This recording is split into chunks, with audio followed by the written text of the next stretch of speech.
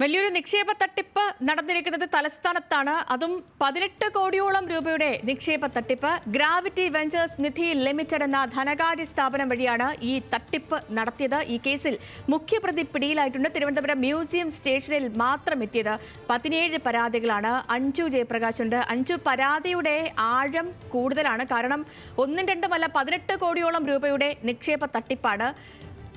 ഇനിയും പരാതികൾ വരാനുള്ള സാധ്യതകൾ എത്രത്തോളമാണ്? നിലവിലെ അന്വേഷണം, ഈ മുഖ്യപ്രതി പറയുന്ന കാര്യങ്ങൾ എന്താണ്? ഈ പറയുന്ന ധനകാര്യ സ്ഥാപനം ഗ്രാവിറ്റി വെഞ്ചേഴ്സ് നിധി ലിമിറ്റഡ് കഴിഞ്ഞ എത്ര കാലമായി തലസ്ഥാന നഗരിയിലുണ്ട്?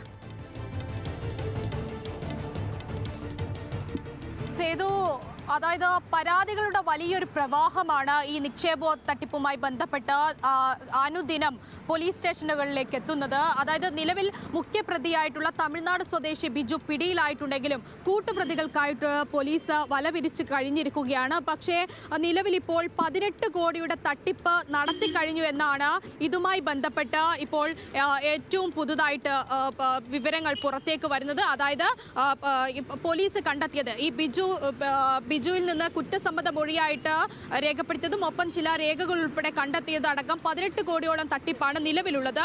ഇത് ഇനിയും കൂടാമെന്നാണ് പോലീസ് പറയുന്നത്. കാരണം നേരത്തെ ഇത് മുൻപും 2021 വരെ മുമ്പും ഇത്തരത്തിൽ സ്ഥാപനം ഉണ്ടായിരുന്നു. അതിനുശേഷം സ്ഥാപനം കുറച്ചു കാലം പൂട്ടിയിട്ടിട്ടുണ്ടായിരുന്നു. വീണ്ടും തുറന്നു പ്രവർത്തിക്കുന്ന സാഹചര്യമായിരുന്നു ഉണ്ടായിരുന്നത്. ഞങ്ങൾ ശാസ്തമംഗലത്തുള്ള അവരുടെ ശാഖയിലേക്ക് പോയപ്പോൾ അവിടെ ഉണ്ടായിരുന്നത് ഗ്രാവിറ്റി വെഞ്ചേഴ്സ് അസോസിയേഷൻ പറഞ്ഞിട്ടുള്ള ഒരു ബോർഡാണ് കണ്ടത്. ശരിക്കും ഇതിന്റെ ഗ്രാവിറ്റി വെഞ്ചേഴ്സ് നിധി ലിമിറ്റഡ് എന്ന ധനകാര്യ സ്ഥാപനമാണ് ഇത്.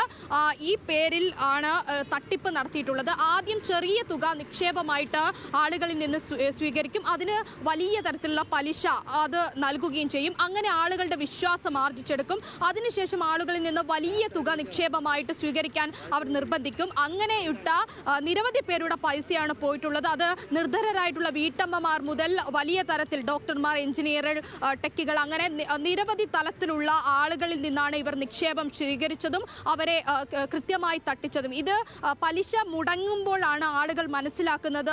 ഇത്തരത്തിലൊരു സ്ഥാപനത്തെ അന്വേഷിച്ച് വരുമ്പോഴാണ് ഇതിന്റെ തട്ടിപ്പ് മനസ്സിലാകുന്നത്. അങ്ങനെ തിരുവനന്തപുരം മ്യൂസിയം സ്റ്റേഷനിൽ മാത്രം എത്തിയത് 17ഓളം പരാതികളാണ്.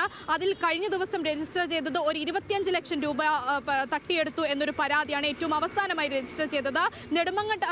നെടുമങ്ങാട് പോലീസ് സ്റ്റേഷനിൽ രജിസ്റ്റർ ചെയ്തത് 3 കേസാണ്. അതിൽ അവസാനം രജിസ്റ്റർ ചെയ്തിട്ടുള്ള കേസ് എന്ന് പറയുന്നത് 35 ലക്ഷം രൂപ തട്ടിയെടുത്തു എന്നതാണ്.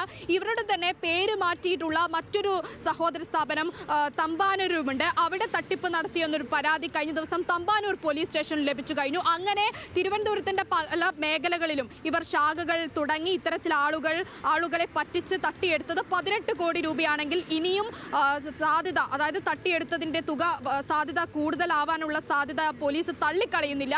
കാരണം ഇത് ബിജുവിനെ കൂടാതെ മറ്റ് കൂട്ടുപ്രതികൾ ഈ തട്ടിപ്പുമായി ബന്ധപ്പെട്ട് പുറത്ത് നിലനിൽക്കുന്ന സാഹചര്യമുണ്ട്. ഇവരുടെയൊക്കെ യഥാർത്ഥ പേര്, ഈ പരാതിക്കാർ തന്ന പേര് തന്നെയാണോ, അവർ മറ്റ് പേരുകളിൽ, വ്യാജ പേരുകളിലായിരുന്നോ ഈ സ്ഥാപനത്തിൽ പ്രവർത്തിച്ചിട്ടുണ്ടായിരുന്നത്? ഇത്തരം കാര്യങ്ങളൊക്കെ ഇനി കണ്ടുപിടിക്കാനുണ്ട്. എന്തായാലും അത്തരം അന്വേഷണങ്ങൾ ഇപ്പോൾ വ്യാപിപ്പിച്ചിട്ടുണ്ട്. നിലവിൽ ഇപ്പോൾ ഇത്രയും